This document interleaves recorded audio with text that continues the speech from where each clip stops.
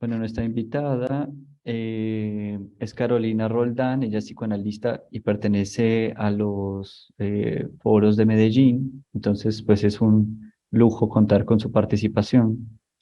Va a presentar el día de hoy la clase del seminario 16 que se llama, bueno, así la nombró Miller, las dos vertientes de la sublimación.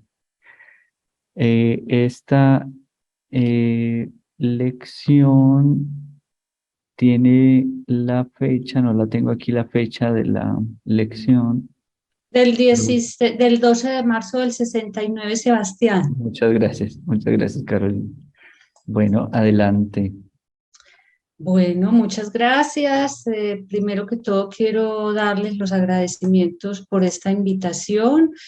Pues es un placer estar para mí, ver mucha gente conocida y también el resto de las personas que nos están acompañando. Espero poder transmitir algunos elementos que nos permitan hacer luego una discusión alrededor de este tema. Entonces, como ya les dijo Sebastián, pues esta lección fue llamada por Miller las dos vertientes de la sublimación.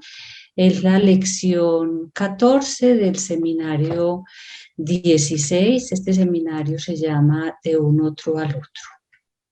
En esta lección tal como fue establecida por Miller tiene cuatro partes. La primera parte sobre la que no se va a ahondar es un preámbulo en el que Lacan hace una larga referencia a dos textos de Deleuze recién salidos en el momento de la lección. Estos textos de Deleuze son diferencia y repetición y la lógica del sentido. Después de hacer algunos reconocimientos sobre el estilo y la forma como el autor trata algunos temas, como el de los estoicos y el seminario de la carta robada, pues entonces, o sea, Lacan le hace ese reconocimiento a Deleuze, pero luego pasa entonces a traer a cuento una referencia que viene en este texto de la lógica del sentido sobre un informe que fue elaborado sobre Lacan por Laplanche y Leclerc, que se llama El inconsciente, un estudio psicoanalítico, y entonces Lacan señala la importancia de profundizar sobre un concepto que él mismo va a traer en esta lección, que es el concepto de la Forstellung Repräsentanz. Este concepto pues él lo trae a propósito de la mujer, cuando está hablando de la mujer acá, hay ahí como un poco un elemento que luego vamos a tratar. Bueno, cerramos este preámbulo porque realmente nos interesa meternos como ya de lleno en los otros tres apartados de la lección. Entonces, Lacan dice que los dos primeros apartados son las premisas que le van a servir para meterse en el tema que finalmente quiere tratar, que es el de la sublimación, que lo había dejado anunciado en la lección anterior. Entonces voy a pasar como a la primera parte de esta lección en sí. Pero antes de entrar de lleno a esa primera parte, quiero referirme a una conferencia de Freud que se llama La vida sexual de los seres humanos, que se conoce como la Conferencia 20, escrita en 1917. En esta conferencia, Freud hace un inventario de las definiciones y elucidaciones que hasta ese momento se habían hecho sobre la sexualidad, construidas a partir de prejuicios biológicos, morales y teleológicos. ¿Por qué traigo a colación esa conferencia? Porque Lacan en esta lección es enfático en mostrar que para dar cuenta de la relación sexual es no solo inútil, sino completamente desencaminado e inexacto partir de símiles y alusiones de fenómenos extraídos de la biología, de la física, e incluso permanecer anclados en conceptos que sirvieron a Freud como referentes en este sentido de la sexualidad, conceptos tales como el de la identificación. Lacan muestra, entre comillas digo, porque lo retomo a él, entre comillas, la ingenuidad al querer explicar la sexualidad desde esos referentes. Y ya que la cuestión retoma entonces, antes de empezar este capítulo, retoma entonces como dos puntuaciones freudianas sobre el tema de la sublimación. La primera es que en la sublimación se pone en juego la idealización, es decir, eso dice Freud, la idealización del objeto tal como es planteada en Introducción al Narcisismo. Es decir, para Freud, en la sublimación, el objeto es engrandecido y realzado psíquicamente y se hace portador de toda una serie de atributos. El otro señalamiento que retoma Lacan de Freud es que la sublimación responde a uno de los destinos de la pulsión, siendo pues los otros tres destinos la represión, la transformación en lo contrario y la vuelta sobre la propia persona. Sobre la sublimación, Lacan se cuestiona preguntándose cuál es la satisfacción que aporta esta deriva de la sublimación con respecto a la pulsión, teniendo en cuenta que, como dice Freud, el fin sexual es aquí inhibido y el herido, o sea que el fin sexual en la pulsión queda inhibido. Entonces Lacan se pregunta cuál es la satisfacción que se obtiene de allí. De acuerdo con Freud, mediante la sublimación se alcanza el fin, pero a costa de la satisfacción sexual. Bueno, estos puntos Lacan los deja en suspenso y entonces los va a abordar al final de la lección. De esta manera, dejando de lado los otros términos de la pulsión, la fuente, el empuje, el objeto, Lacan se propone esclarecer cómo la sublimación satisface algo a pesar de que su fin queda inhibido.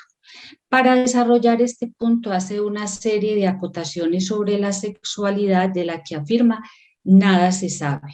Dice Lacan, en el psicoanálisis ni el saber ni la práctica de la sexualidad están aclarados ni modificados. Señala entonces diversas analogías en varios campos del saber desde los cuales se trata de esclarecer la sexualidad y la relación sexual. Entonces, trae esta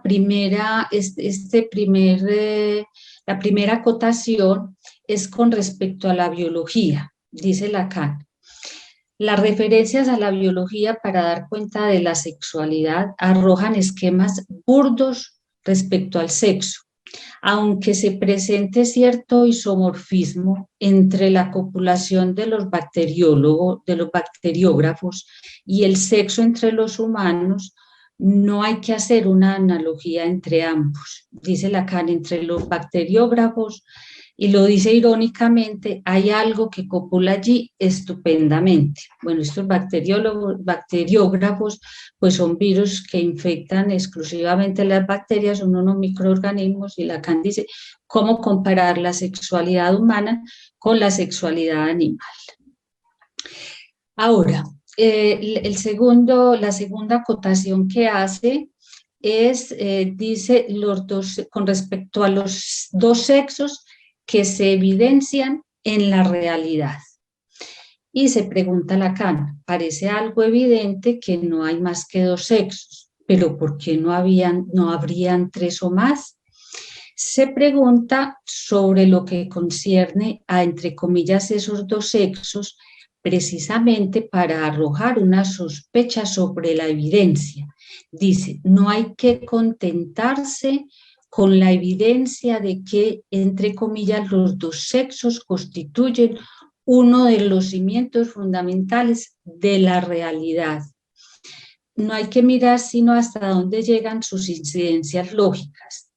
Lacan pone entonces el acento en los dos sexos para mostra que, dice él, nada se sabe del dos del sexo.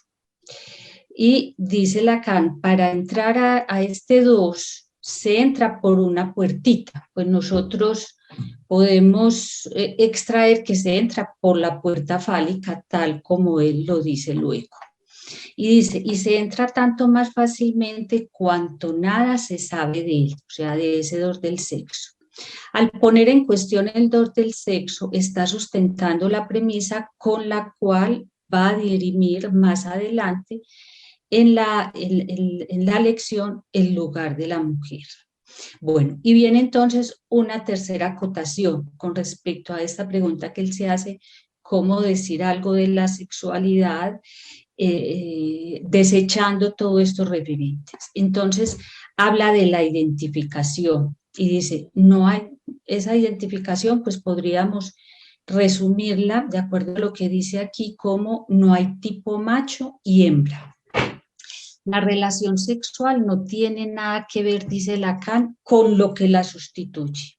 Lo que la sustituye está cifrado en, lo retomo textual, los fenómenos de identificación. La identificación macho o hembra que arrojan como resultado la posición masculina y femenina, a lo cual habría que añadir inmediatamente la posición homosexual, con lo cual nosotros deducimos se diluye la contraposición entre los sexos. Para Freud mismo, señala Lacan, es difícil hablar de macho o hembra, por lo cual Freud los sustituye por pasivo y activo. De esta manera es difícil sostener la existencia de dos tipos, esos dos tipos que serían macho y hembra, teniendo en cuenta un modelo que reúna las características esenciales de un conjunto. Entonces recordemos aquí que este concepto de tipo que es tomado de las matemáticas quiere decir un modelo que reúne los caracteres esenciales de un conjunto. Entonces no hay ni un tipo macho ni un tipo hembra. Entonces pasamos aquí a la siguiente acotación que sería la cuarta y es con respecto a la polaridad. Un cuestionamiento a la lógica y que es a la vez un cuestionamiento a la lógica proposicional. Lacan se pregunta si el conjunto de lo que se nombra como hombres puede ser cobijado con un mismo predicado en valores de verdad y falsedad. La pregunta que se hace Lacan en este sentido es, ¿se puede decir todos los machos? Y en esta dirección, ¿se puede decir todos los machos de la creación, por ejemplo? ¿Se pueden reunir, continúa él, bajo un mismo enunciado todos los machos? Y nosotros podemos a esto completarle que hay que recordar que la proposición universal no implica la existencia. Se puede decir, por ejemplo, todos los centauros tienen 6 miembros y desde la lógica, pues esto es aceptable. Y Lacan continúa diciendo, esto es una cuestión que comportaría la siguiente pregunta. Es que todos los no machos querría decir las mujeres, o sea, todo el que no está en el conjunto de los machos, entonces es mujer. Y él se responde, no se puede decir todos los hombres. Tampoco es dable establecer que lo que no es hombre es mujer. Y por lo tanto, termina diciendo, no es posible sostener una polaridad entre macho y hembra. Esta polaridad no puede ser sostenida en términos de contrarios, o sea, como se haría desde la lógica proposicional. Si uno es verdadero, el otro es falso y viceversa. Respecto de lo cual, o sea, respecto de la cual, de la lógica proposicional, dice Lacan, los abismos que abre tal recurso basados en el principio de contradicción. Bueno, este tema pues Lacan lo retoma en otros seminarios, especialmente en el seminario 20. Otro recurso a la polaridad es el magnetismo. Entonces, como él viene trabajando la lógica, la matemática, la biología, entonces dice, el magnetismo es un fenómeno físico por el que los objetos ejercen fuerza de atracción o repulsión sobre otros materiales. Estas fuerzas son originadas por cargas eléctricas en movimiento que ejercen fuerzas magnéticas entre sí. Todo objeto que posee magnetismo propio se denomina imán.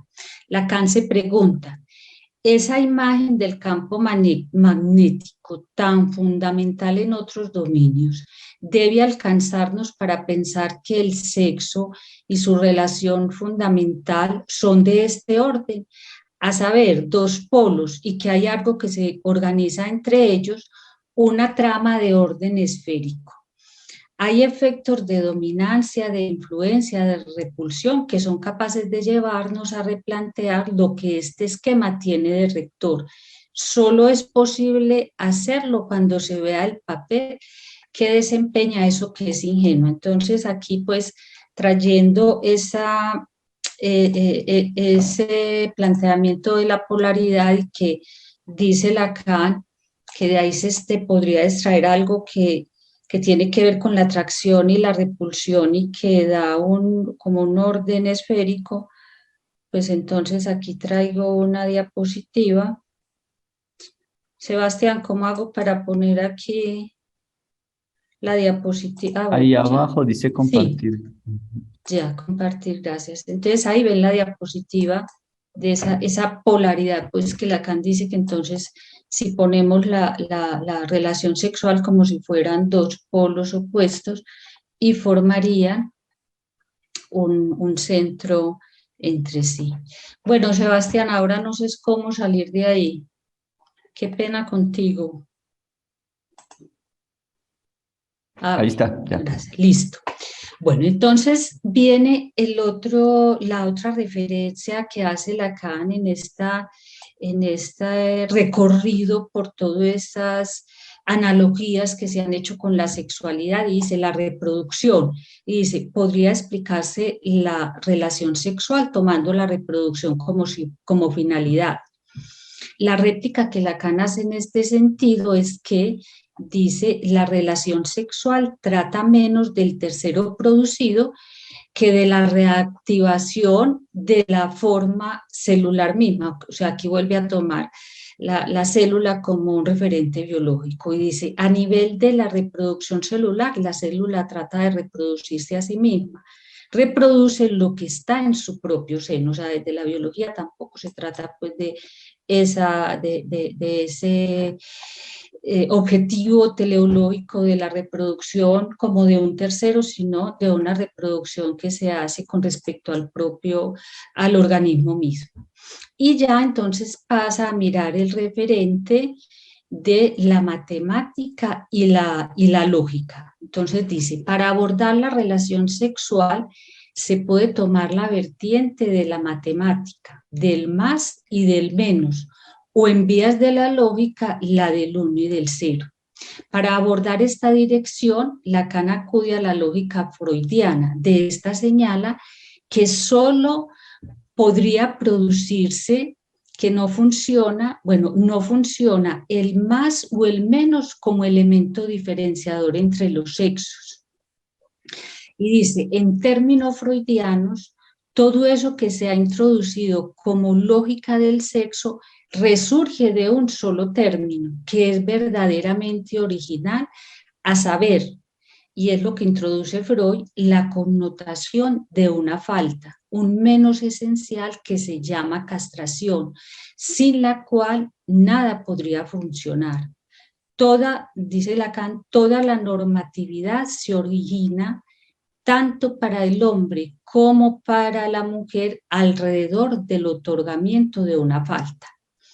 Entonces, de aquí se deduce que a partir de la castración no puede establecerse una polaridad sexual sostenida en la lógica atributiva, dado que la dimensión fálica atraviesa ambos sexos.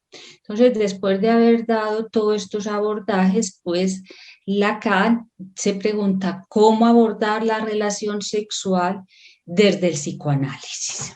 Retoma entonces ese concepto del cual se sirve Freud en la conferencia 20, de la cual les hablaba ahora, para sentar lo que rige la sexualidad del sujeto. Y dice, la sexualidad en el campo del psicoanálisis hay que abordarla en la dialéctica del placer, pero claro que Lacan va más allá.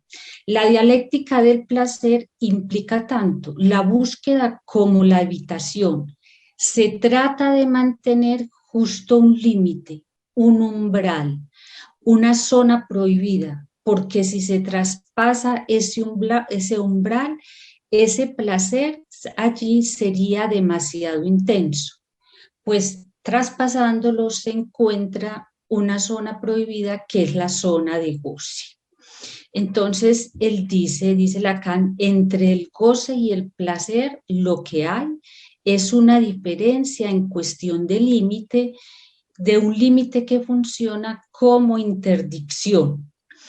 Y dice, el límite está en el centro de la distribución, que es la vacuola. Con esta vacuola él retoma un concepto del Seminario 7 que lo ha desarrollado a propósito pues, de la cosa. Y dice al respecto, es decir, hay una estructura topológica que es la vacuola, que presenta un centro interdicto. De esta manera, el campo de goce se presenta como un campo agujereado y vaciado. Lo interesante de la vacuola es que ella marca la estructura de borde que es crucial para comprender lo que pasa con la sublimación y lo que pasa también con el goce. Lacan expresa al respecto, si no fuera por la configuración de la vacuola, de agujero propio del goce, que es algo insoportable para lo que está arreglado como tensión temperada, no verían en lo sexual nada análogo a lo que en la pulsión llama una estructura de borde. El encuentro con la otra marca, bueno, entonces en el encuentro con el otro marca esa agujera, ya es un agujero que hay en el centro o que configura a la vacuola como un centro interdicto y prohibido. Dice Lacan a propósito de la vacuola que es lo más íntimo y es a la vez interior y exterior al sujeto. Por eso él la nombra como lo éxtimo, lo que por estar en el núcleo solo puede ser reconocido como siendo excluido. Lo relaciona entonces con el Dasdin de Freud, con la cosa, que se introduce, dice Lacan acá, por la emergencia del grito. El grito como marca de la desgarradura producida por el encuentro con un objeto que queda radicalmente perdido.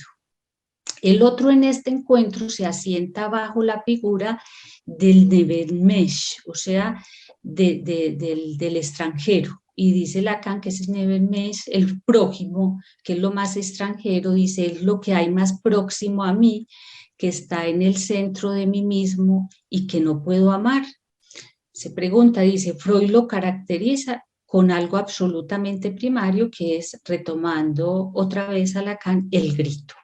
A propósito del grito como desgarradura inaugural, inscripción del orden de lo extranjero, Lacan remite al cuadro del grito de Munch, ya que en hay un personaje femenino que es sobrecogido por un grito externo. O sea, esto vamos a presentar aquí esta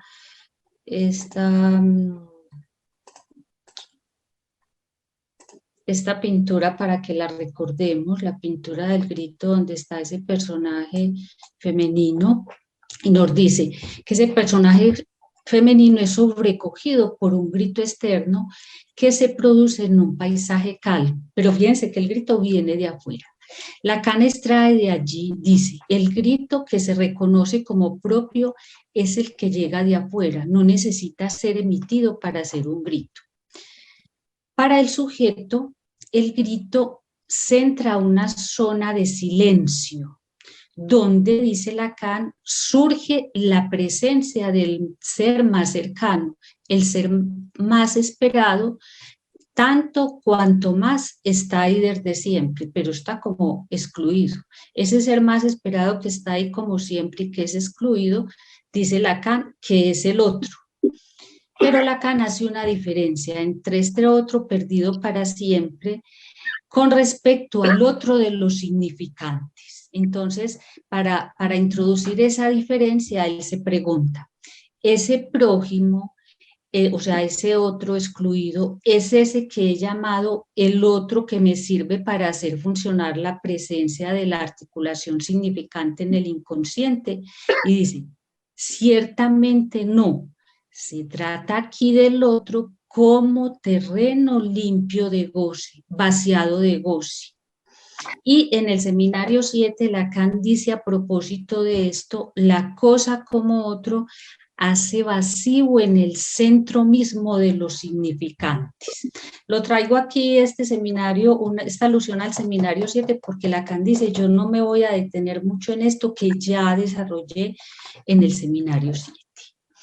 Bueno, el campo vaciado de goce solo se reconoce por su emergencia como deseo, porque Lacan dice, ¿cómo dar cuenta de ese campo de goce? Entonces dice, a través del deseo, en tanto que Freud en la interpretación de los sueños alcanzó a hacer su formalización y mostró su impasibilidad, o sea que el deseo no cambia, sino que ese deseo sigue siempre presente, dice Lacan, es decir, la constancia del deseo, su permanencia, su estabilidad, su exigencia que hace que el deseo pueda ser reductible a un desbrozamiento, o sea, como sistematizar algo en relación del deseo.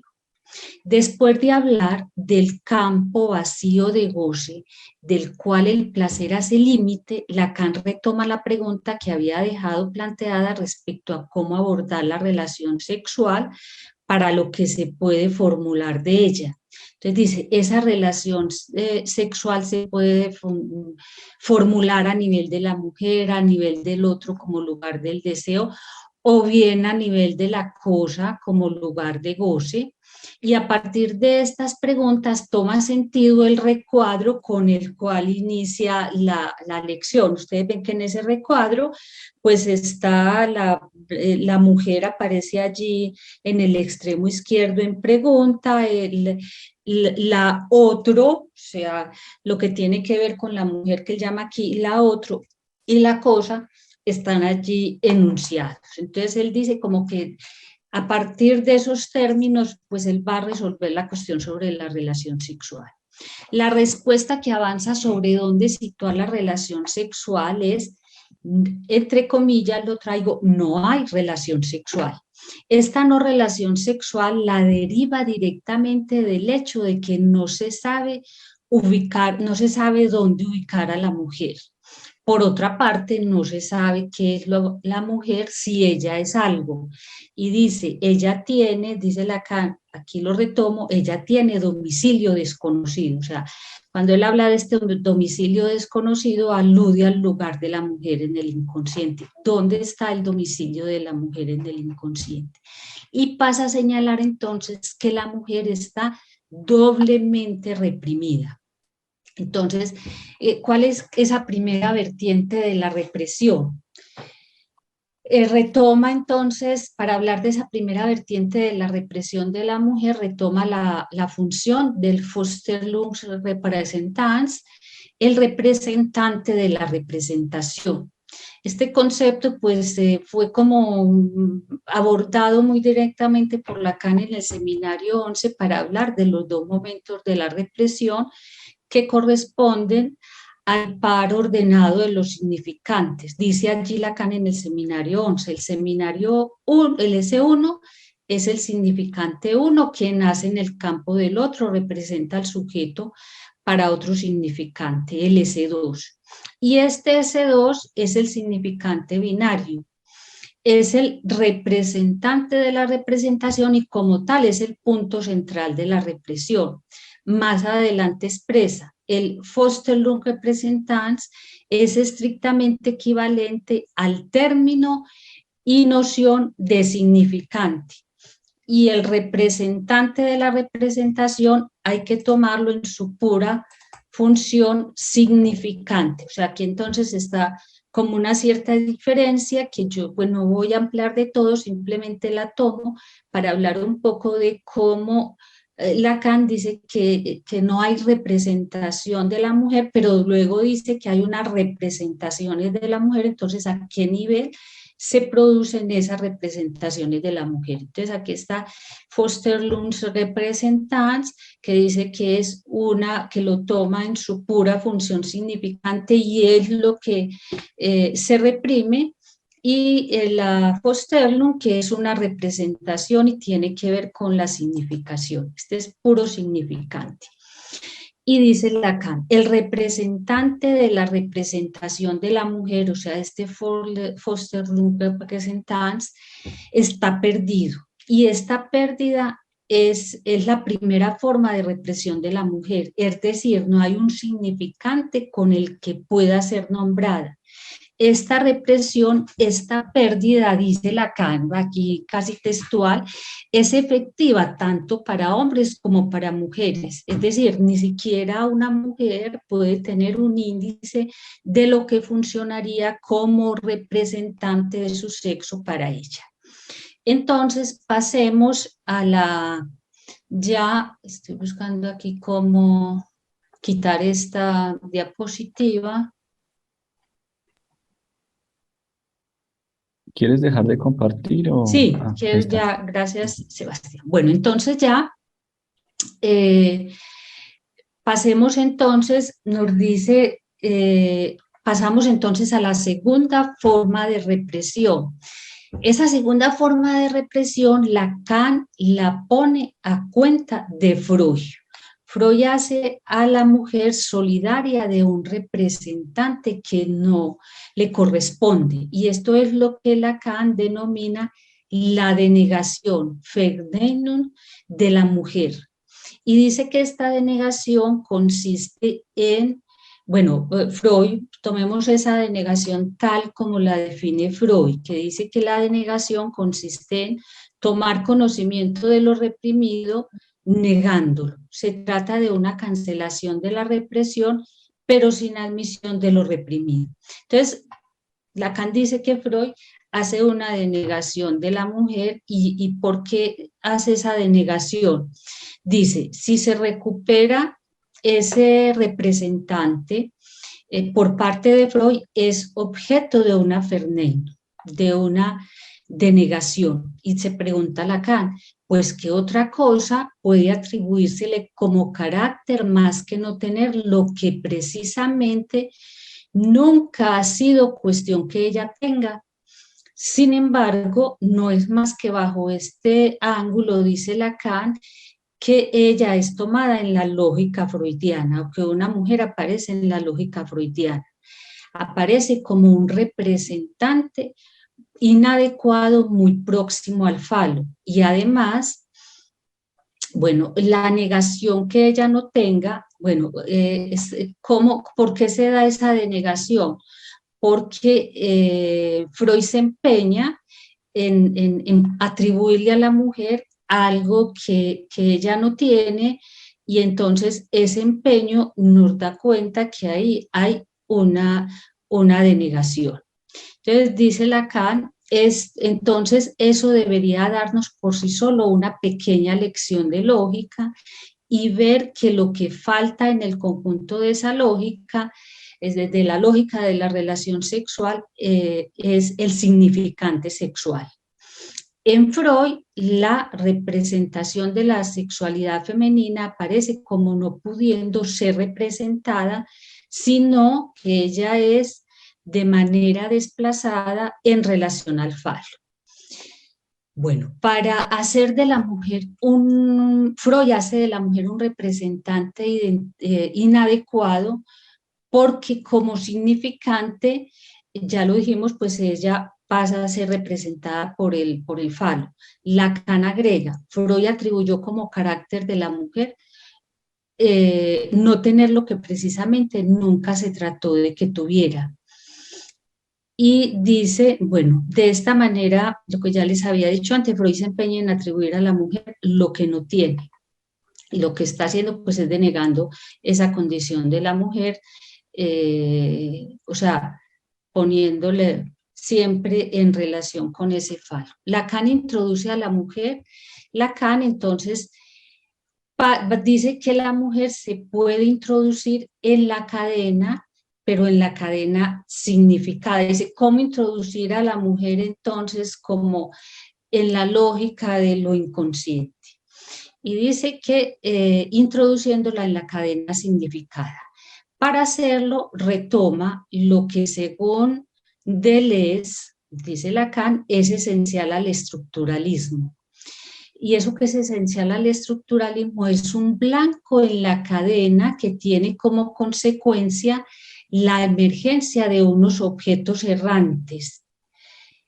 El objeto errante de la cadena significada es la mujer, dice Lacan. Bajo esta emergencia, ella aparece representada de diversas maneras.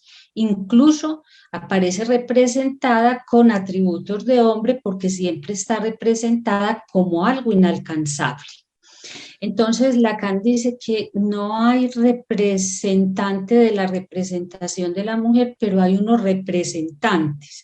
Y dice que esos representantes tienen que ver con unas miradas sobre la mujer. Dice, las miradas sobre la mujer y por lo tanto su representación varía según las épocas. Antes de la formalización freudiana, en una época menos lógica, cuando no había complejo de Edipo, en las estatuillas prehistóricas las mujeres aparecían con formidables nalgas como Venus prehistóricas. Eran menos andromorfas. Bueno, luego después de Freud, pues se las facilita, se les pone atributos masculinos, entonces Lacan habla de unas ciertas representaciones de la mujer que aparecen con bozo, con un pequeño órgano. Y aquí tenemos, que me parece muy interesante, esa representación de las mujeres desde las Venus prehistóricas, entonces que están aquí. Lacan dice que sus atributos son esas representaciones menos andróginas con unas nalgas pues fabulosos, que eso era lo que representaba, hacía de cierta manera una representación de la mujer. Bueno, y luego entonces también hablando de estas representaciones de la mujer, Lacan hace una alusión a una obra de Apollinaire que se llama Las tetas de Tiresias. Entonces, Apollinaire escribió esta obra de teatro en 1917. Esta obra se trata de una mujer, Teresa, que se convierte en un hombre llamándose Tiresias y luego, después de pasar por algunas peripecias, retoma su forma de mujer. En un comentario de esta obra, hecho por Andrés Borderías, dice: en la escena final, Apollinaire introduce un último giro. Tiresias aparece ahora vestido de adivina, aludiendo así a la figura mítica, y se dispone a develar el futuro que les espera. Y entonces dice Tiresias, que es Teresa, vestido de hombre, dice: sepan que la fortuna y la gloria pertenecerán a quienes tengan infantes. Tras lo cual, este personaje deja caer sus vestiduras y vuelve a ser Teresa para amar y unirse a su marido. Y aquí viene la referencia que hace Lacan ahí sobre las tetas. Entonces, ella deja caer sus vestiduras, vuelve a ser Teresa y suelta los globos que son sus pechos y enuncia la frase: volad pájaros de mi debilidad, vayan a alimentar todos los hijos de la repoblación. Entonces Lacan está hablando aquí de cómo esta es otra representación de la mujer, donde estas tetas pues salen volando. Claro que Lacan sobre esta obra de las tetas de Tiresias tiene también otras referencias en el seminario 19, por ejemplo, donde retoma la obra para hablar ya del goce de la mujer. Pero aquí la toma es para mostrar como una de las tantas representaciones. Esto, bueno, todas estas representaciones, dice Lacan, prueban que a la mujer se le puede, que en ellas la mujer puede variar ostensiblemente. Entonces, como no hay un representante de la representación de la mujer, ella puede ser representada de diversas maneras. Yo pienso que puede ser representada desde esa Fosterlund, o sea, unas representaciones que remiten pues como a lo que sería una mujer en una representación, pero no tiene nada que ver con un representante de la representación en tanto significante de la mujer. Entonces, planteadas estas premisas básicas que podemos resumir como no hay relación sexual, hay goce, Lacan desarrolla lo referente a la sublimación. Entonces, dice que la sublimación se presenta, y ya entonces este es el tercer apartado para ir cerrando. Dice entonces Lacan que la sublimación se presenta como una de las modalidades de goce estrechamente relacionada con el das dir, la cosa, lo que habíamos visto ahora, y la topología de la vacuola. La pulsión, bueno, dice la pulsión, sus orificios también presentan una estructura de borde. Esto permite puntuar una comprensión de lo que Freud articula a nivel del drama, del empuje, como flujo condicionado alrededor de un borde. Lacan explica que en sus escritos a este propósito de la pulsión como borde sobre el cual se establece un flujo, dice que en sus escritos añadió algo sobre este flujo rotacional. Ese flujo rotacional entonces es algo tomado de la física y aquí podemos ver cómo se representa ese flujo rotacional como si la pulsión estuviera siempre dando una vuelta alrededor de un vacío. La pulsión, dice Lacan, designa lo que hace una conjunción entre la lógica y la corporeidad. La pregunta que le surge a Lacan es, ¿cómo el goce de borde, el goce pulsional, se propuso como equivalente del goce sexual? Otro modo como nos podemos hacer esta pregunta es ¿qué tiene que ver la relación sexual con la función de borde? Porque uno se pregunta, bueno, por un lado está la relación sexual que tiene que ver, como dice Lacan, con la tumescencia y de tumescencia, y por otro lado la satisfacción pulsional. Y entonces Lacan se propone demostrar que lo sexual comporta una estructura de borde al igual que la pulsión. ¿Y por qué? Dice, esta estructura de borde se ordena como una logística de la defensa que se encuentra en cada recodo de la práctica sexual.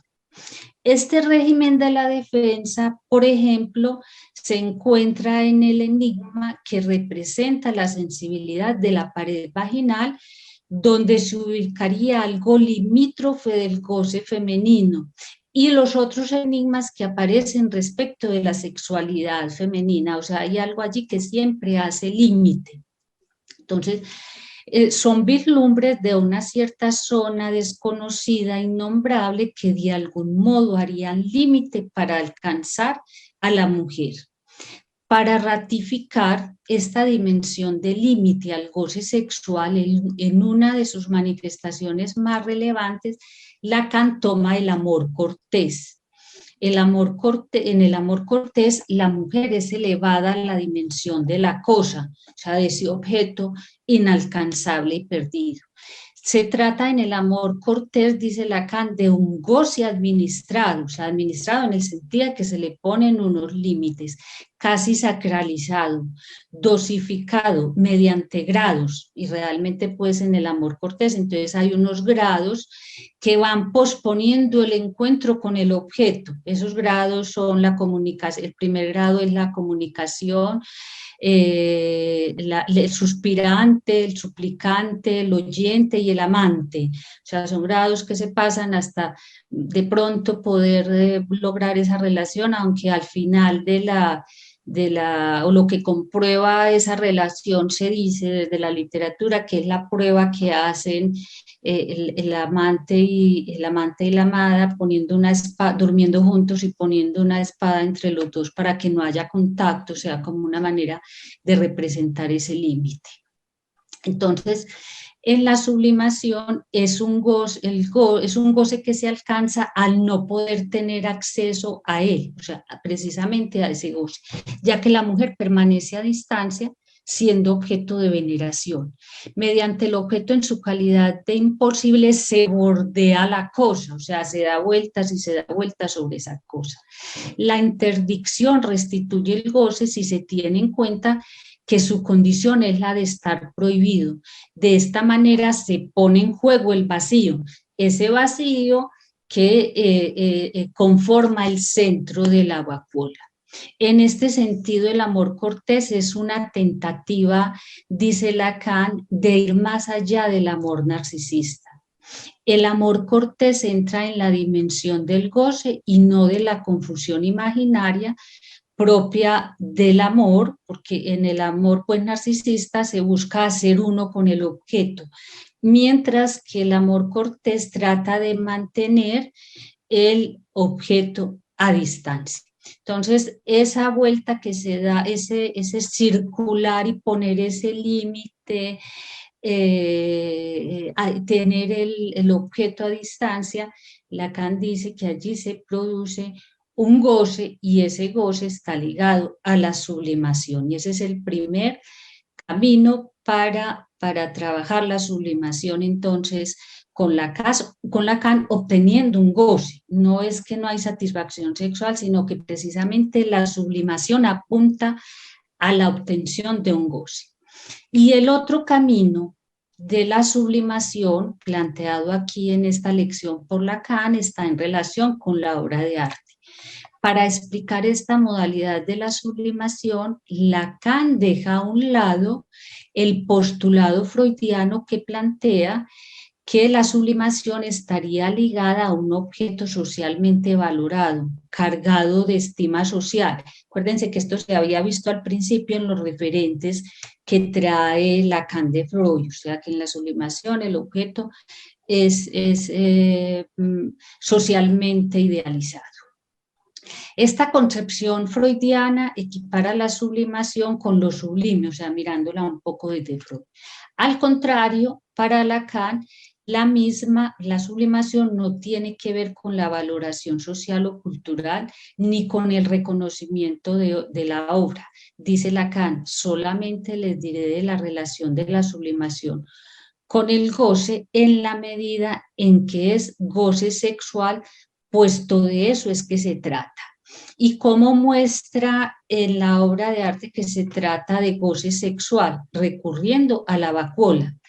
Lo importante es que ese acto, o sea, de la sublimación, se ordena alrededor de un vacío que la sublimación crea. Entonces, Lacan trae aquí como un ejemplo, dice, a la manera de lo que ocurre con la dafnia, que es un animal que tiene un órgano que se llama el otolito y le sirve a su vez como órgano auditivo y órgano vestibular, o sea, un órgano que le proporciona el equilibrio, y dice Lacan, si en el otolito, o sea, en ese oído primitivo, si en el otolito se pone un pedacito de metal y se le hace mover mediante un imán, esto la hace gozar. Después una metáfora que trae Lacan para decir que la obra de arte hace, cosquillea, dice él, algo al interior de Dasdin. La obra de arte juega la función de objeto A, cosquilleando al interior de Dasdin. Eso es lo que llamé el mérito esencial de todo lo que se llama la obra de arte. Bueno, eso es más o menos como unos elementos para tratar un poco esta lección. Entonces, creo que vamos a abrir como el debate en este momento, pues no sé si hay preguntas o qué. Sebastián, entonces hasta aquí lo que yo tengo. Carolina, muchísimas gracias, muy interesante tu trabajo. Gracias.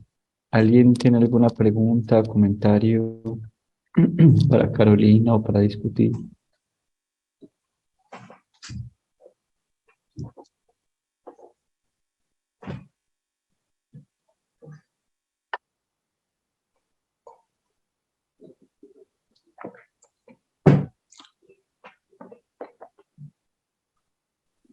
Sí, Beatriz. Pues Carolina, muchas gracias.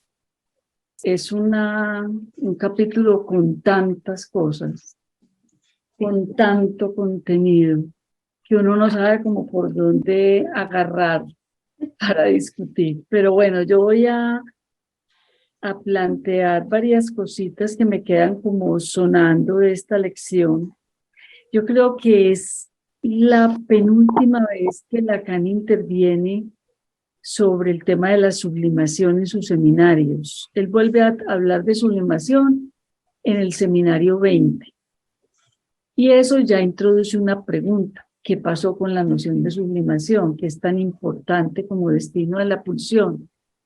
Yo hice una hipótesis en mi trabajo de maestría y era que la noción de Saint-Thome subsumía a la hipótesis pues, o la teoría de la sublimación, pero pues es un desarrollo para hacerlo más adelante, pero sí llama mucho la atención que Lacan abandone acá esta teoría que aquí le vuelve a dedicar tanto tiempo.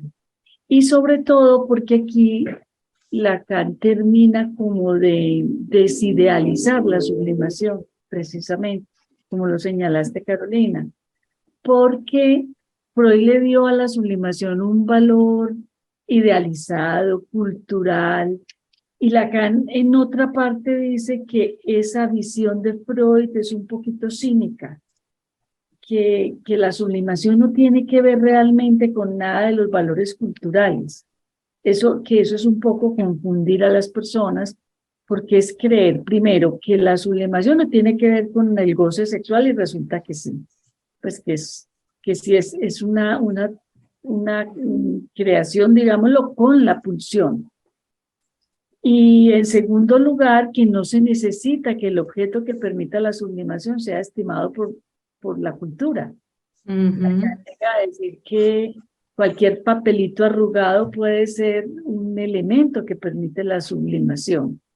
Entonces, es interesante porque aquí él desidealiza la sublimación como un elemento, pues, que representaba lo cultural. Pero yo me quedo, escuchándote, Carolina, se me ocurrió una pregunta, y es si la estructura de la sexualidad misma no conlleva la sublimación.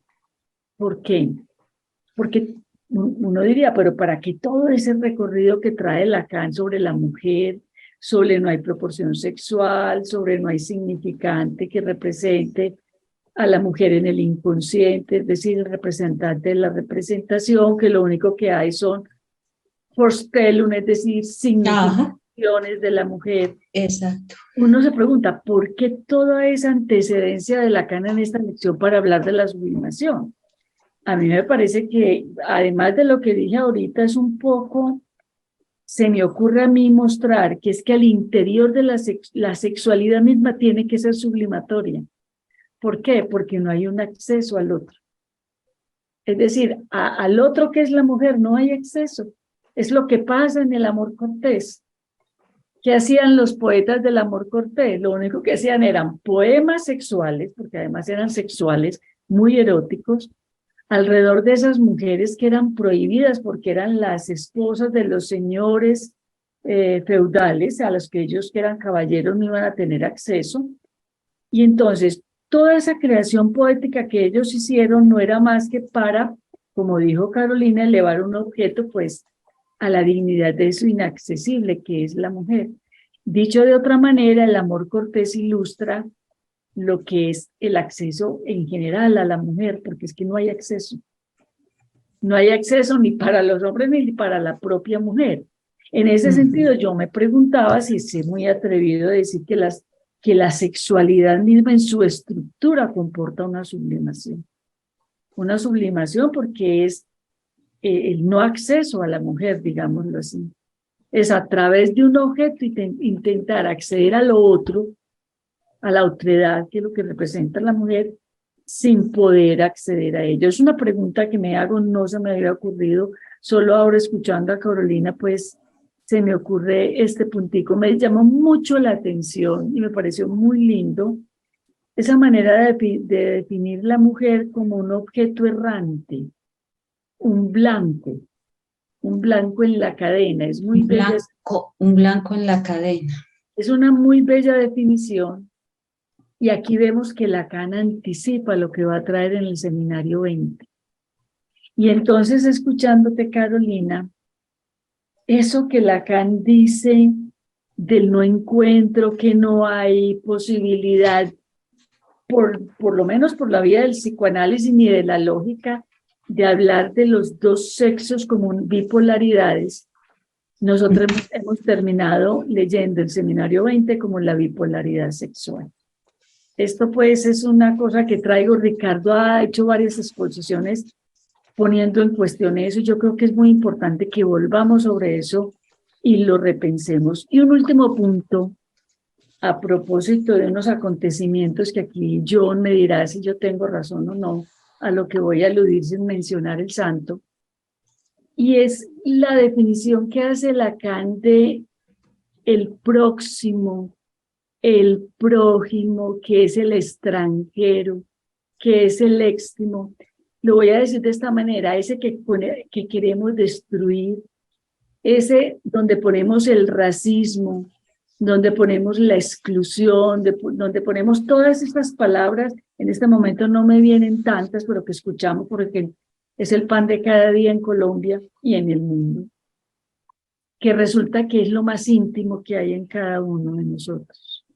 Lacan vuelve a traer acá un comentario que él hizo muy amplio en el seminario 7 cuando piensa los mandamientos, y dice: es que Freud retrocede ante el amar al prójimo como a ti mismo, por ese a ti mismo, porque resulta que antes de odiar al otro, el odio está en el interior por uno mismo.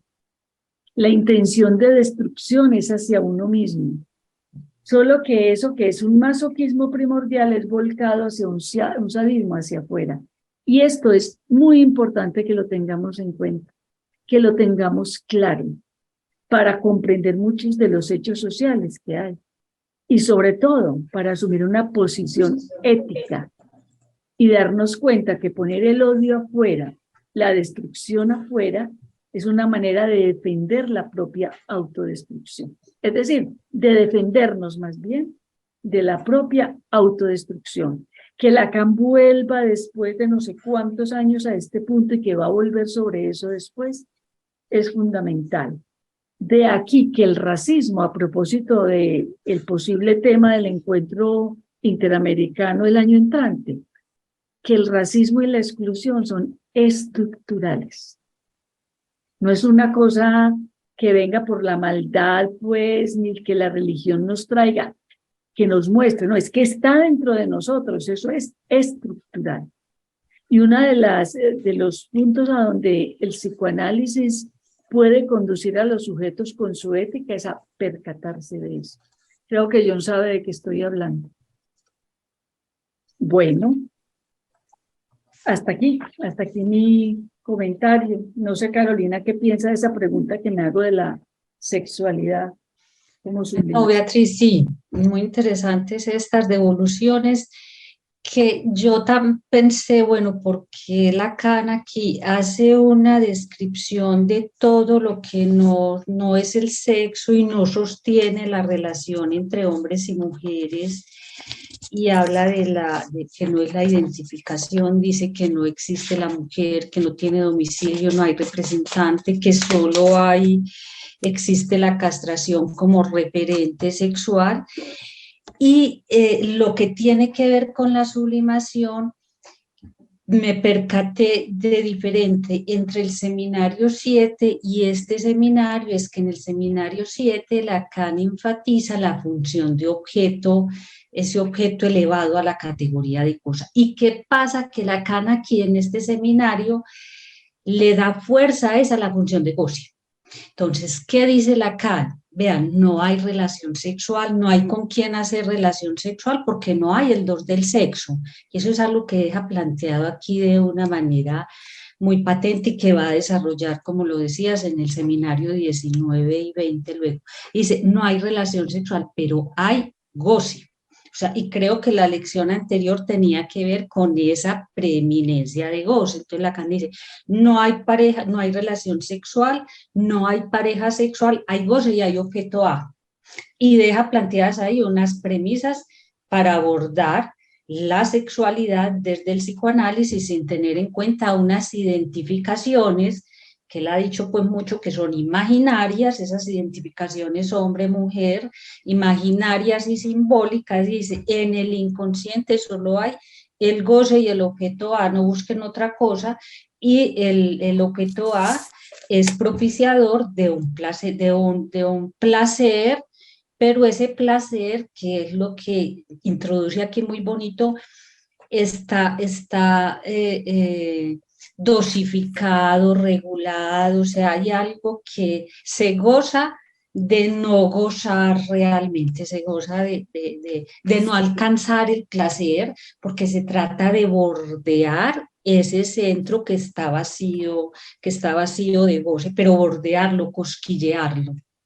Bueno, con respecto a la pregunta que te haces, es que la sexual, toda relación entre hombres y mujeres y la relación sexual comporta una cierta dosis de sublimación, porque claro, en la medida en que se le pone un límite, eso se dosifica, eso sería, lo podríamos llamar sublimación. Pues, ¿y cuál es el límite entre el placer y ese, o ese traspasar ese límite del placer y quedarse del lado de la sublimación? Yo creo que ahí tenemos que tener un poco el referente que hace Lacan de la sublimación y dice, y esa sublimación comporta, a mí se me olvidó decirlo, tú lo dijiste Beatriz, la, la, la emergencia, la creación de un objeto que es la poesía, una poesía que habla del deseo. O sea, eso tiene un producto y es un producto que es una literatura que habla, que se dedica a hablar del deseo, de un deseo que no puede ser no puede satisfacerse. Entonces, yo no podría responderte esa pregunta que queda pues ahí, o sea, ¿qué tanto de sublimación hay? Porque de todas maneras no podemos decir, o sea, esa sería la pregunta que surge de allí, es que la relación que se tiene con un objeto que viene en el lugar de objeto A, lo que Lacan llama en el seminario Viente la relación perversa con el objeto A, entraría a formar parte de la sublimación. Por el momento yo dejo la sublimación planteada así, la sublimación en el amor desde el amor cortés. Me tocaría mirar después si hay otras formas de sublimación en el amor que no sea el amor cortés. Quizás en el amor místico que habla Lacan de los místicos que hacen una relación con el otro, pues allí ya entramos en una relación de goce. Sería una pregunta, yo no la puedo cerrar. Muchas gracias. Diana tiene otra pregunta. Bueno, Carolina, muchas gracias por este trabajo. Qué puntualidad en los redundante, en los puntos que él trae aquí importantes. Voy a decirlo porque ya había levantado la mano, pero ya tú acabas de nombrar ese punto que a mí me parecía importante, que trae Lacan aquí, y es sacar la sexualidad en los términos de la completud, ¿cierto? De que el uno puede buscar al otro, de que se encuentra el objeto y se puede completar el sujeto. Él dice aquí, eso no es posible, no hay forma de completar, es una cosa de estructura que se genera en relación a un vacío y introduce la castración, ¿cierto? Para decir, es en torno a esa castración en que el sujeto se estructura. Y tú lo acabas de decir también de una forma que me parece, no se puede hablar en términos de hombre o de mujer, sino solo en términos, él lo retoma de lo que habla Freud en relación a la pulsión, de lo activo y lo pasivo, y ya no en términos de que el hombre o la mujer gozan o no gozan de esta forma, en términos de esos efectos que tiene la castración y cómo esto afecta, como si afectara las formas de goce del sujeto, ya no del hombre y la mujer, sino del sujeto, que me parece que tú lo remarcas aquí de una manera muy contundente y que es una contundencia que Lacan nos deja en esta lección. Y a propósito de lo que acaban de decir de esas formas del amor cortés, cuando tú traías, yo no había, o sea, yo cuando trabajé la lección no había notado ese punto, pero cuando tú trajiste esto de la sublimación con relación al amor que no fuera narcisista, que es el amor cortés, yo me hice la misma pregunta con relación a la posición del místico, que Lacan lo trae en muy pocos momentos, pero es una cosa como si no hubiese esa ligazón narcisista en el místico tampoco, ¿cierto? Entonces que es interesante esa vertiente también como para seguir. Muchas gracias, Carolina, muchas gracias por este trabajo. Bueno, Diana, tú retomo, Sebastián, un poquito porque Diana con su comentario me permite avanzar algo en relación con la pregunta que se hacía Beatriz ahora, y es si en la relación amorosa hay algo de amor cortés, y resulta que Lacan aquí introduce esa diferencia diciendo en la relación erótica amorosa se trata de hacer uno con el amor, o sea, de decir que hay otro y que yo me complemento con ese otro, mientras que en la relación del amor cortés se trata de mantener siempre ese objeto a distancia. Entonces ya eso nos marca una diferencia en esas dos formas del amor. O sea, porque en la una se trata y Lacan es puntual aquí cuando dice que el amor narcisista entonces no sería amor cortés, no tanto porque haya relación cuerpo a cuerpo erótica, sino porque pienso que ese objeto se puede fusionar conmigo. Y el objeto de la sublimación es un objeto que siempre se pone a distancia. Entonces, muchas gracias, Diana, por eso. Y también en relación a lo que dijiste ahí, que Freud pasa de activo y pasivo, pero eso tampoco, o sea, Freud en un momento dado dice, bueno, ¿cómo definir un hombre y una mujer? Pues no es los caracteres biológicos, no es por los roles, no es por nada. Entonces, digamos que lo femenino es pasivo y que lo masculino es activo, pero acuérdate que Freud inmediatamente dice, se necesita mucha actividad para ser pasivo. Entonces, dota a la mujer de una actividad. O sea, ahí rompe esa diferencia, lo que pudiéramos llamar una polaridad. Entonces, tampoco en Freud es posible sostener que haya una polaridad, y yo creo que Freud más bien lo que hace es siempre sostener ese referente fálico donde introduce a la mujer. O sea, Freud lo que hace es ponerle el falo a la mujer, y ahí es donde Lacan dice, bueno, ahí está la denegación. Pero Freud tampoco Freud no maneja en la polaridad, aunque a veces pues dice que la mujer es la madre, pero hay que tomar eso con mucha fineza.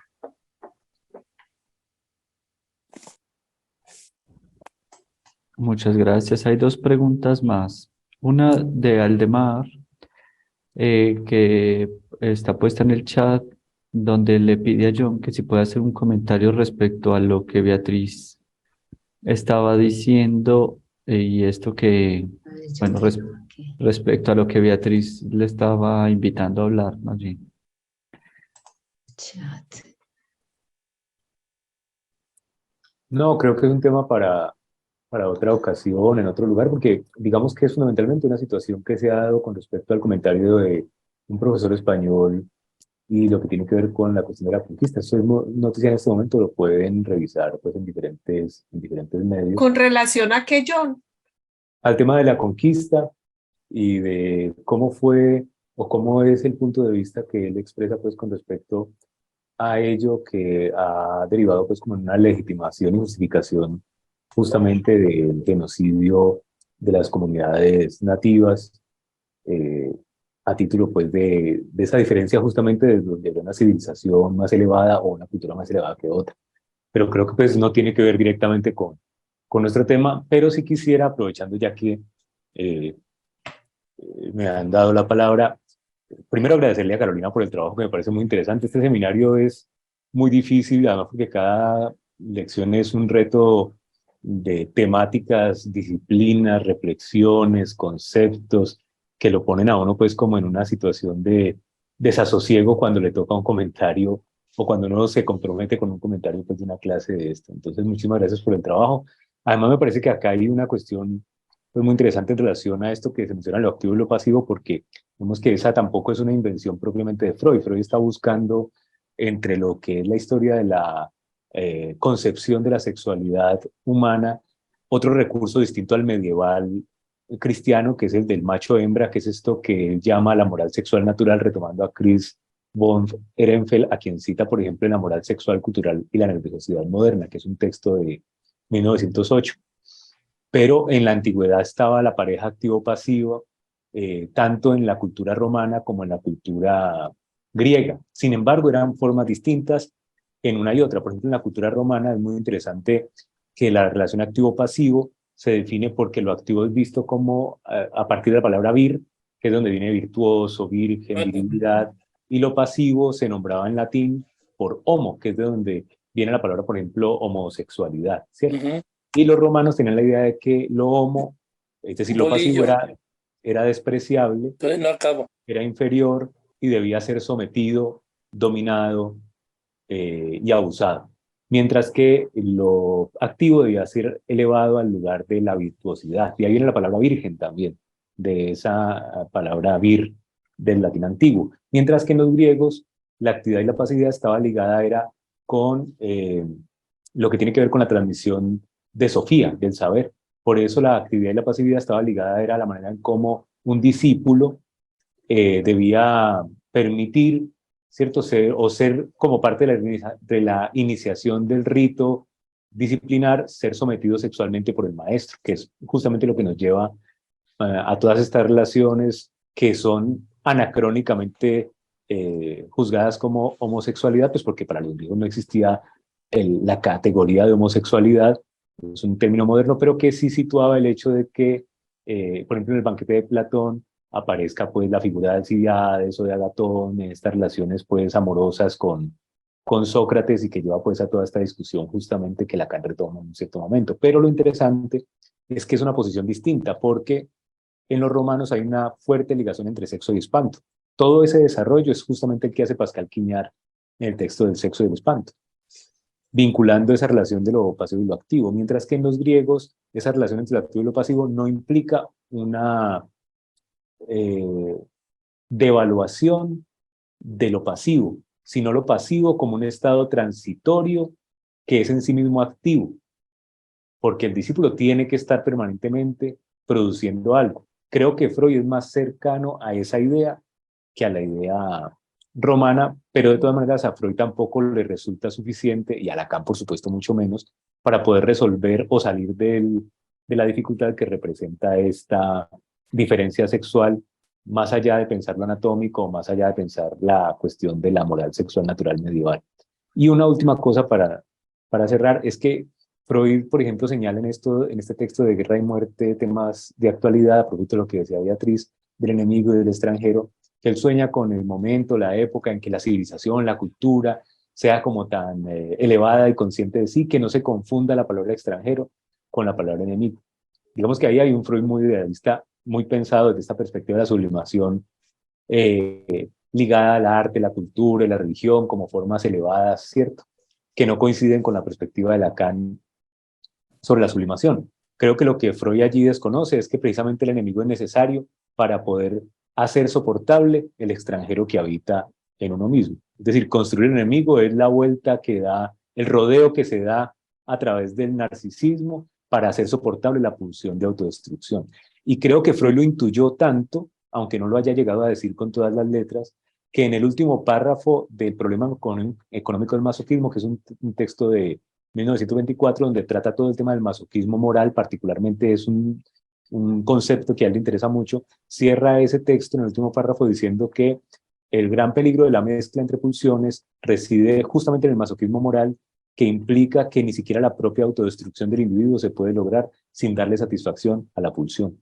Y digamos que allí Freud está situando esa dificultad precisamente de la estructura de lo que tiene que ver con que la pulsión no tiene ninguna condición moral, es completamente acéfalo. Y para ella es igual satisfacerse acabando con el propio ser que satisfacerse con un objeto exterior. Eso es una cosa indiferente. Y ya me alargué mucho. Muchas gracias, Carolina, nuevamente. Gracias, John. Gracias, John. María Elena Giraldo tiene una pregunta. Tienes cancelado el audio.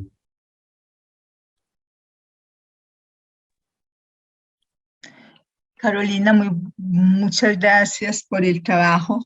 Me llama la atención frente a la sublimación en el arte como un deseo que no puede satisfacerse y se intenta pues dar como unos rodeos, podría decirse, a través del arte, de cualquier tipo de arte. Me pregunto sobre el arte en lo social, en estos momentos que se está trabajando sobre la paz y que se está utilizando el trabajo, la literatura, distintas formas de arte, la pintura, es como una manera de, para mí pues lo percibo como una especie, no sé si de catarsis, de lo que tiene que ver con los ceremoniales fúnebres que, por ejemplo, en la violencia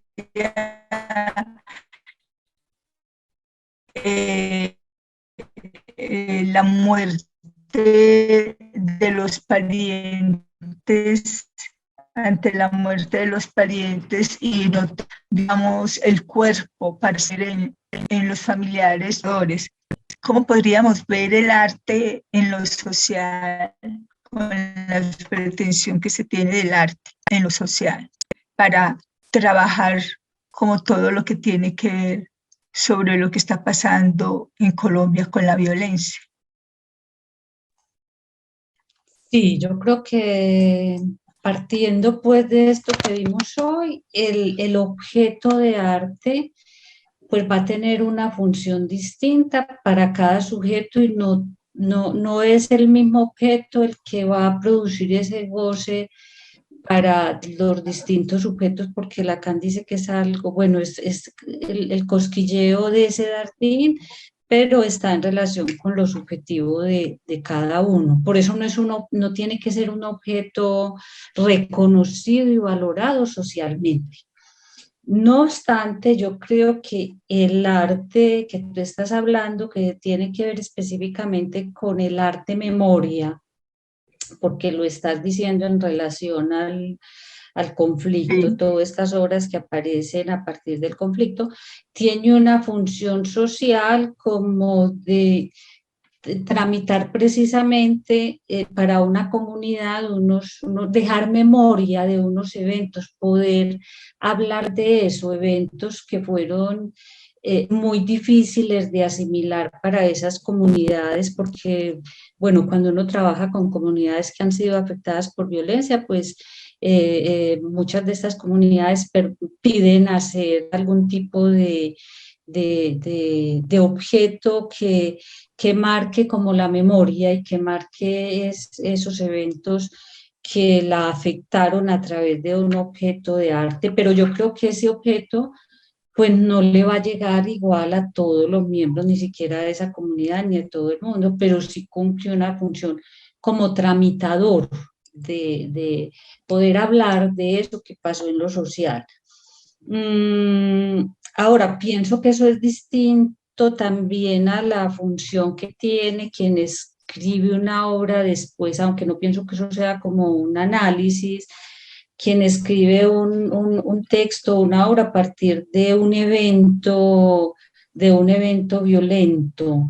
Como pasar eso por la palabra, pues va a tener un efecto también de tramitar algo.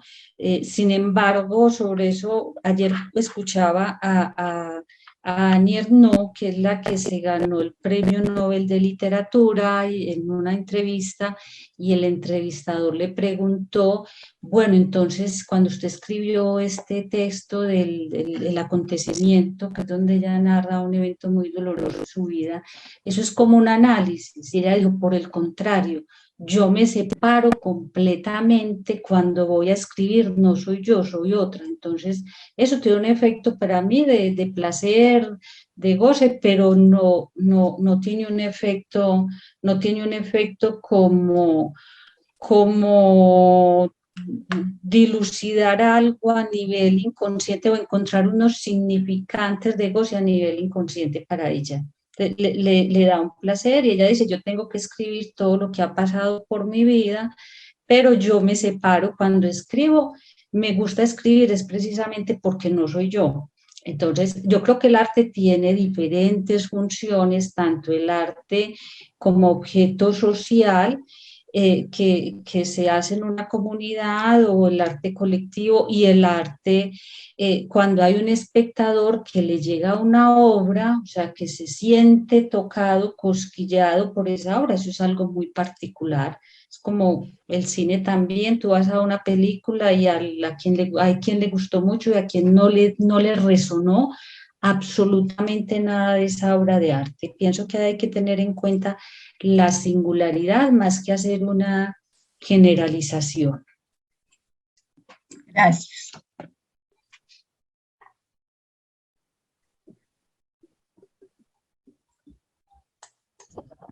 Muchas gracias.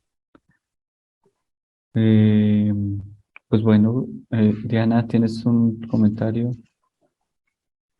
No, gracias. Estaba pensando yo aquí, escuchando la discusión, que de todas maneras es muy interesante que Lacan introduzca el concepto de la sublimación, lo retome de Freud como uno de los, yo no sé si destinos, no sé si en Freud era uno de los destinos de la pulsión, pero como de todas maneras, una ligazón con relación a la pulsión que es diferente en el sentido de la satisfacción a la que apunta, ¿cierto? O sea, la sublimación la coloca de un lado diferente a los otros. Lo pone del lado del objeto, tú la trajiste acá como la identificación, que la polaridad, del lado de los sexos, de la imposibilidad de saber sobre la sexualidad, pero como la sublimación es igualmente una satisfacción, o sea, apunta a una satisfacción pulsional, que me parece muy interesante. Es otra forma como si fuera otra forma de saber hacer con la pulsión. Si Lacan empieza a introducir aquí, retoma como ese punto como para entrar por esta vía que él va a desarrollar después al final de su obra también. Muy interesante. Gracias. Sí, es una satisfacción de la pulsión, y en cuanto está relacionada con el goce, Lacan dice, es una satisfacción sexual. Y es paradójica porque es una satisfacción sexual donde se trata de mantener el goce sexual en una cierta distancia, pero precisamente por eso toca en el punto donde el otro es vaciado de goce, el otro es desierto de goce, cosquilleando ese borde, porque fíjense que la función de borde aparece, o sea, al final de la lección Lacan no habla más que del borde, porque es el borde que cosquillea la vacuola, el borde que cosquillea el objeto A de la vacuola. Beatriz, ¿tienes una pregunta? No, yo quiero referirme a lo que plantea Diana, porque insisto, Lacan aquí está desmitificando la sublimación, porque siempre habíamos entendido con Freud que la pulsión era la sublimación era un destino de la pulsión por fuera de la satisfacción sexual. Y Lacan lo trae nuevamente al ruedo y dice, no, es que es un destino de la pulsión con satisfacción sexual. Y él hace una diferencia, no sé si es aquí más adelante o en otro seminario, una diferencia entre el fin sexual y la finalidad sexual. Él hace esa pequeña diferencia, pero lo importante aquí es que él dice, la pulsión sexual, ironiza en otra parte, dice santa pulsión, cuando con respecto a la sublimación no es tan santa, porque lo que hay en la sublimación es una satisfacción pulsional sexual. Eso es muy importante porque es un punto en donde Lacan corrige el rumbo de la idea que se tiene de la sublimación. Insisto, la baja del ideal en donde la hemos metido para ponerla en el punto que me parece que le corresponde, que es un destino de la pulsión con satisfacción sexual. No con la reproducción, por supuesto, porque no se puede reproducir con la obra de arte. En ese sentido es la diferencia, pero sí hay satisfacción sexual. Porque él se pregunta, ¿será que puedo intervenir? ¿No hay otra pregunta? Él se pregunta ¿qué es lo que se satisface? Exacto. Esa es la pregunta que hace o sea, porque tiene que haber una satisfacción y si no, eso no tendría sentido ese gasto. Hay una satisfacción allí. ¿Qué es lo que se satisface? Y que Carolina lo puntúa aquí muy bien, es en términos y en relación al goce. Claro. Yo busqué ese término de la vacuola, para mí era absolutamente nuevo. Entonces busqué el término en varios diccionarios y dice que las células animales son generalmente pequeñas y ayudan a retener los productos del desecho. Es como lo excedente, y cuando tú traías lo íntimo, o sea, es lo más íntimo que en ese circuito es lo más íntimo que bordea bordea pues por redundar esos bordes. Y es ahí, eso genera un extra que tiene una alusión, un apuntalamiento a lo que es el goce. Diana, en el seminario 7, Lacan, que trabajó tanto la sublimación, la define de dos maneras. Una, la sublimación. Sí, elevar un objeto a la dignidad de cosa, que es un poco lo que reitera acá. Pero el otro es un recomienzo. Es un recomenzar permanentemente, porque no hay nada que satisfaga del todo. Y tiene que ver con esto de bordear el vacío. No es gratuito que en el siguiente seminario, Lacan aborde, en el seminario 17, aborde el goce por la vía de la repetición, que introduce entonces una pregunta por la relación entre la sublimación y la repetición, porque en ambas se trata de una satisfacción parecida. Porque la repetición es el bordeamiento también, de alguna manera. Bueno, muy apasionante esto para seguir pensando, ¿no?